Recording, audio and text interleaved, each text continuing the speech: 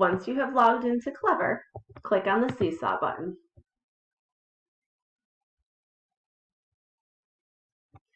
Make sure that your teacher's name is at the right-hand side of the screen.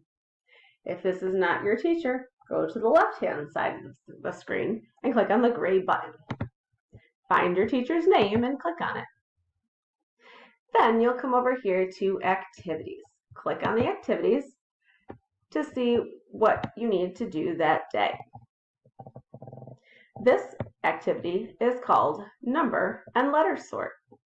Let's listen to the directions.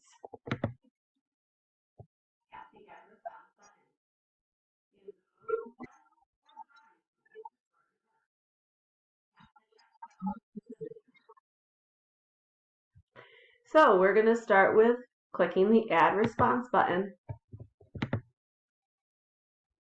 If I forget what I need to do, I can always listen to the instructions again. I'm going to use the Move tool. That's the hand pointing to the rectangle.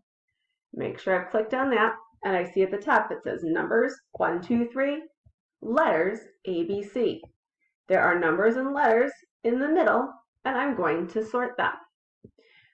So I see this, 51, that's a number.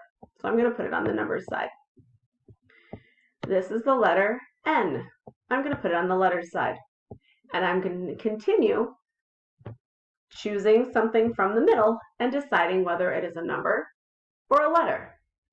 When I'm all done sorting my numbers and my letters, I'm going to click on the green circle with the check mark to submit my work to my teacher.